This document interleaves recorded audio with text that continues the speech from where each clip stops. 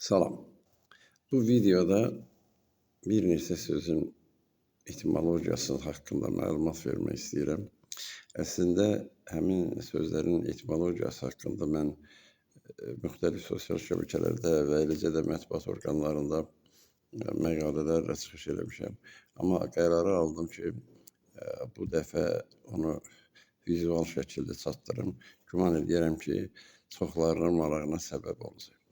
Məsələ burasındadır ki, dilimizdə elə sözlər var ki, onlar işlədirik, amma işlədənlərin bəlkə də 99% həmin sözlərin mənasını başa düşmürlər.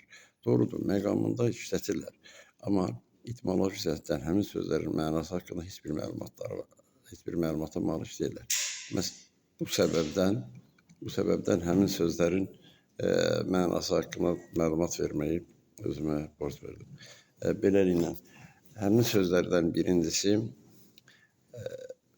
xudmani sözü olsun. Xudmani sözü nə vaxt işlənir? Xudmani sözü o vaxt işlənir ki, məqamı belədir ki, yəni öz aramızda olan kiçik bir məclis, təxminən belə bir mənalar verir. Həm kiçik, həm də şən bir məclis, belə bir anlam verir. Bəs etimoloji cəhətdən nədir?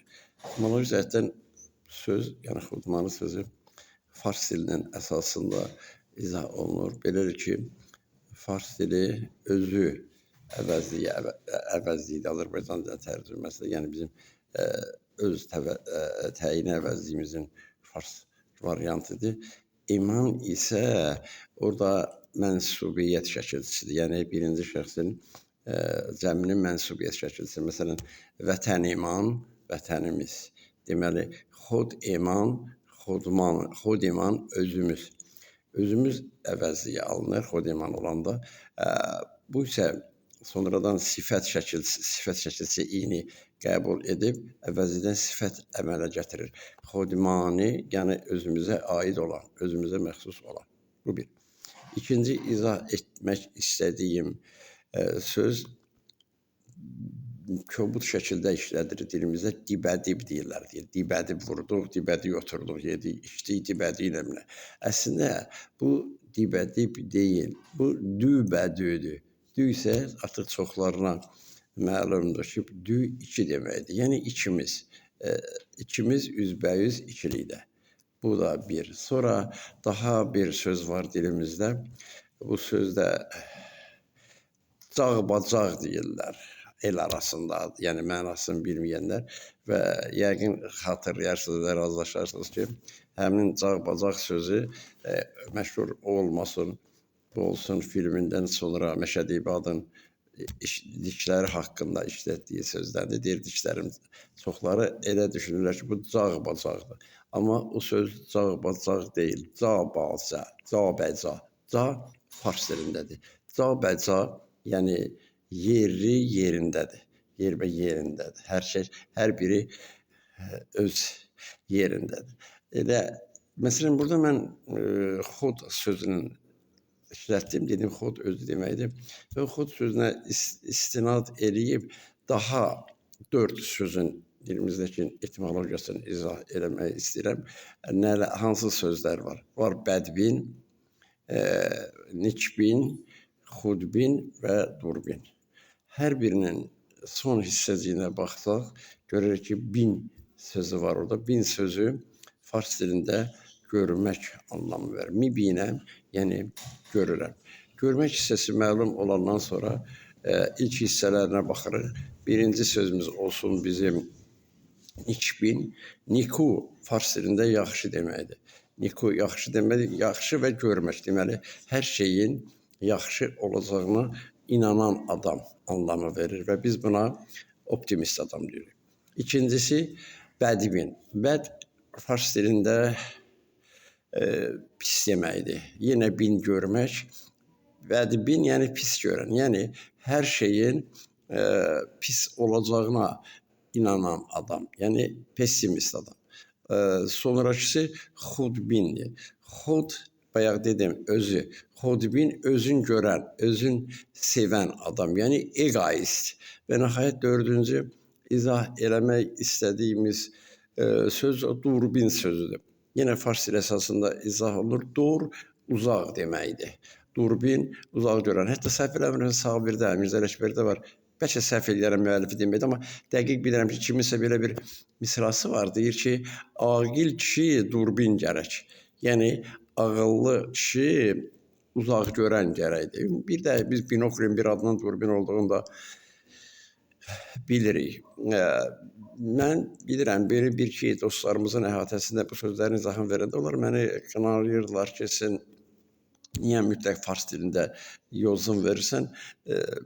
Məsələ burasında bir var həqiqət, reallıq, bir də var ki, milli müdafiə, belə deyim, milli təəssübkeşlik. Amma mənə elə gəlir ki, bütün həqiqəti heç hər hansı bir ad altında gizlətməyə lüzum yoxdur. Ondan qaçmağa ehtiyac da yoxdur. Ondan başqa dilimizdə yüzlərlə, minlərlə fars və yaxud ərəb və yaxud Avropa mənşəli sözlər var. Nə olur ki, onların əsasında izah eləyək. Ondan başqa, əgər ağıllı variantda izah eləyən olarsa, ağıllı versiya ortalığa qoyarsa və başa batan, ağla batan bir şey deyərsə, mənim fikrimin əksini sübut edərsə, mən məmnuniyyətlə öz fikirlərindən imtina edərəm və həmin adamı da təbliğ edərəm. Biri də yadıma düşdü, biraz gecikmiş şəkildə izah edeyim. Biz tərəflərdə bilmirəm, uşaqlarla, balaca uşaqlarla oynayanda bəzən üzlərin qapalayırlar böyüklər. Qəfil açıb uşağa belə deyirlər, ditdi oynayırlar. Ditdi, yəqin mənim regionumun çoxlarınız bilirsiniz və ditdi nə deməkdir ditdən oynamaq? Əslində, did görmək deməkdir. Keçmiş zamanda mən didəm, mən gördüm. İndiki zamanda fars dilində görməkdir. Did keçmiş zamanda görməkdir. O did, o gördü belə. Bu uşaqda da əgər həm də yerinə də düşür, etimoloji cəhətdən də və məna cəhətdən də özünü doğrultur. Ditdi deyəndə, yəni gördüm deməkdir. Uşaqla oynayır və gördüm deməkdir. Sonra heç də narahat olmayaq ki, bütün sözlər niyə fars dili əsasında izah olunur. Elə deyil, əslində sadəcə dili bilmək lazımdır və onun fonetik variantlarına qulaq asmaq lazımdır.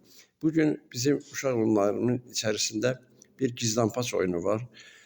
Çox təəssüf ki, məhz etimologiyasını bilməmələri səbəbindən o oyunu düzəldib adın güya belə, nə bilim, özlərini çox bilmiş kimi göstərib gizlanqaç şəkli salıblar. Amma əslində deyil, elə deyil. O sözü gizlanpaç və gizlanpaç nə demək? Sadəcə çox üzdə olan bir izahı var. Gizlənib aç demədi. Gizlənib aç, orada da elədir də. Oyun gizləndə qaçmaq yoxdur ki. Onlar gizlənirlər, kimsə gözünü yumur və o birisi deyir gizlənib aç, gizlənib aç. Və sonra beləcə izah var, belə izahı da var. Və yekunlaşdıraq və yaxud irəlidəki fikrimə qayıdım deyim ki, sözün hansı dil əsasında izah olunmağının belə də bir önəmi yoxdur. Belə də tədqiqatçıların hesablarının dediklərinə görə mən özüm də bu fikirdəyəm şəxsən ki, dünyada yalnız öz sözlərindən ibarət olan təmiz bir dil yoxdur. Bütün dillərdə alınma sözlər var. Sadəcə maraqlanmaq, axtarmaq lazımdır. Mən hələ tələbəlik illərimdə oxuduğum Baskakovun da səhv eləmirəmsə, Baskakovun bir əsəri var.